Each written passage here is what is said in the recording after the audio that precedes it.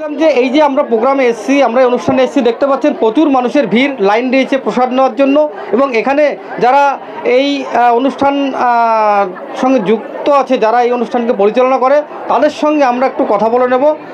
এই মুহূর্তে চলে যাব তার কাছে। নমস্কার, আপনি অনেক প্রাচীন এবং এখানকার অনেক পুরনো মানুষ, আপনি এই ঘোষ বংশের একজন সন্তান। তো আপনি এই যে আজকে অনুষ্ঠান হচ্ছে বাৎসরিক উৎসব, এই সম্বন্ধে একটু আমাদের চ্যানেলকে বলুন। এই যে শ্রীরামকৃষ্ণ মঠ শিগরা কুড়িনগ্রাম, এইটার এখানে তো স্বামী ব্রহ্মানন্দের জন্মস্থান। পূর্বাশ্রমে যার নাম ছিল রাখাল চন্দ্র ঘোষ, পিতা আনন্দমোহন ঘোষ, মাতা কৈলাস কামিনী। তাদের একমাত্র সন্তান হচ্ছে স্বামী ব্রহ্মানন্দ।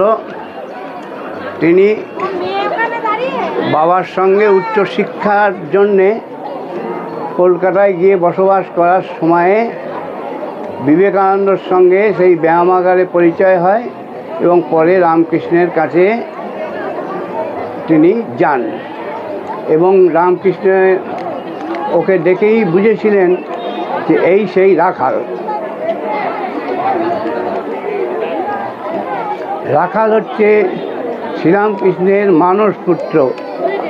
তাকে তিনি মনে মনে দেখেছিলেন এখানে আসার আগেই, কিন্তু সেদিন কিছু ওকে বলেননি। শুধু জিজ্ঞাসা করেছিলেন তোমার নাম কি? তা বলেছিলেন রাখাল চন্দ্র ঘোষ। সেই নাম শুনে রাখালের এই রামকৃষ্ণের ভাব হয় এবং পরে শুধু বলেছিলেন আবার এসো। রাখালের সেই যাতায়াত শুরু হলো রামকৃষ্ণ মিশনের এই দক্ষিণেশ্বরে শ্রীরামকৃষ্ণের কাছে। তারপরে 1922 সালে স্বামী ব্রহ্মানন্দের দেহ যাওয়ার পরে এখানে রাখালচন্দ্রের অন্য ভাইয়েরা গোপালচন্দ্র ঘোষ, ভূপালচন্দ্র ঘোষ এবং নেপালচন্দ্র ঘোষ, বৈমাত্র ভাই, এরা বেলুড় মঠে গিয়ে বললেন, শিবানন্দজি তখন ওখানে প্রেসিডেন্ট, শিবানন্দজিকে বললেন আমরা কিছু জমি দেবো এখানে ব্রহ্মানন্দের স্মৃতি মন্দির কিছু তৈরি করার জন্যে। এবং সেই কথা শুনে শিবানন্দ বললেন ঠিক আছে, আমরা পরে একদিন যাব, তুমি পরে একদিন এসো। সেই যারা গেছিলেন তার ভেতর ছিলেন হচ্ছেন উপেন্দ্রনাথ ঘোষ, আমাদের জ্যাঠামশাই। তিনি বালেশ্বরে লব্ধপ্রতিষ্ঠ আইনজীবী ছিলেন। তাদেরই উদ্যোগে 1922 সালের দেহ যাওয়ার 5-6 মাস পরে শিবানন্দজি বসিরহাটে আসেন এবং ওই বসিরহাটের মুন্সেফ তার দীক্ষিত শিক্ষক ছিল, তার বাড়িতে ছিলেন। এবং কলকাতায় ফিরে যাওয়ার পথে এই শিগরায় শিবানন্দজি এসেছিলেন এবং ওই রাখালচন্দ্রের ভাই গোপালচন্দ্র ঘোষ সেই জমি দেবেন বলে প্রতিশ্রুতি দেন এবং সেই জমিতেই এখন রাখালচন্দ্রের এই বাল্যকালের এই গৃহ তৈরি হয়েছে। এবং সেই 22 সালে শুরু হলো এবং ব্রহ্মানন্দের প্রথম স্মৃতিসভা হলো আমাদের এই যে দুর্গা দালান। আমাদের দুর্গা পুজো হচ্ছে আজকে এই 1924 সালে 325তম বর্ষের দুর্গা পুজো হয়ে গেল।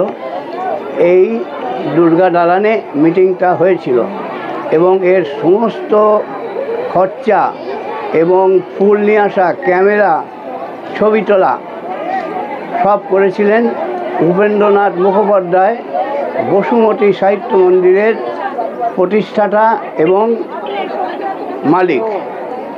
তিনি নিজে না এলেও এই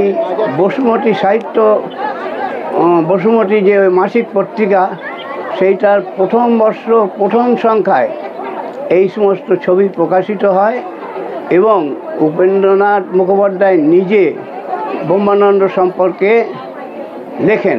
ব্রহ্মানন্দের উনি শিষ্য ছিলেন এবং ওই কল্পতরু যে হয়েছিলেন ঠাকুর, সেই সময় ওইখানে কিন্তু উপেন্দ্রনাথ মুখোপাধ্যায় বসুমতী সাহিত্য মন্দিরের ওই মালিক উপস্থিত ছিলেন।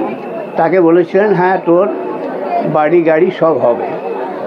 তো যাই হোক, সেই শুরু হলো 1922 সাল থেকে। তারপরে অনেক দিন চাপা পড়েছিল।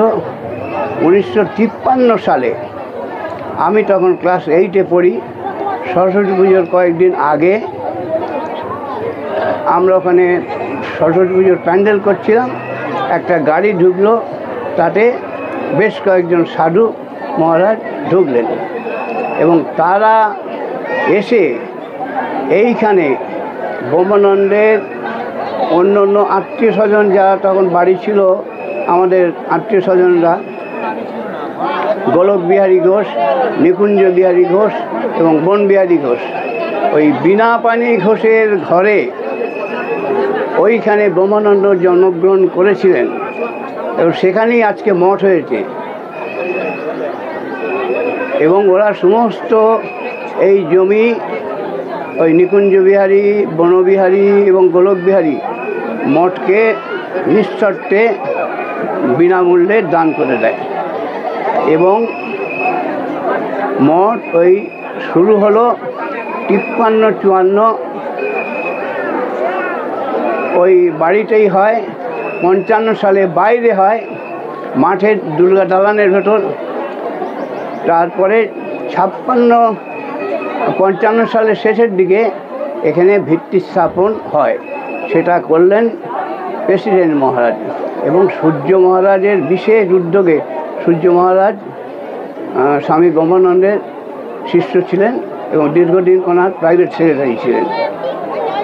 সূর্য মহারাজের উদ্যোগে এই আজকে যে শিলা হয়েছে,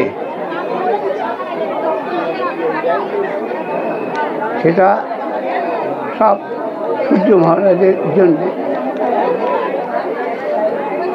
তারপরে 57 সালে এই মঠ ওপেন হলো।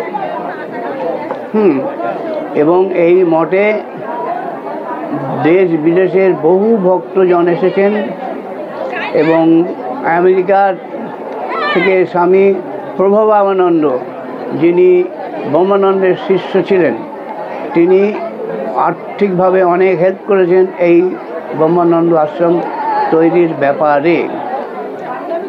তারপরে এই চলছে প্রত্যেক বছর এই 3 দিন করে উৎসব হয়। এটা প্রথম থেকেই চলে আসছে, সেই 53-54 সাল থেকেই। প্রথম দিন হয় ঠাকুর মায়ের উৎসব, দ্বিতীয় দিন হয় স্বামীজির উৎসব, যুব দিবস, আর তৃতীয় দিনে হয় রাজা মহারাজের উৎসব। এই হাজার হাজার ভক্তজন এবং দেশ বিদেশের বহু মানুষ আসেন এবং এই মাটিতে প্রণাম করে যান। এই মোটামুটি হচ্ছে শিলার ইতিহাস। আর আমাদের যে দুর্গা পুজো হয়, সেটাও ওই ব্রহ্মানন্দের ফ্যামিলি হচ্ছে মেজো ফ্যামিলি, তাদেরও পুজো। আমাদের পুজোটা একাধিক ক্রমে আজকে 325 বছর ধরে চলছে এবং আমরা এখনও চালিয়ে যাচ্ছি সব শরিকরা। যদিও এখানে বসবাস খুব কম লোকই করে, সবাই বাইরে থাকে।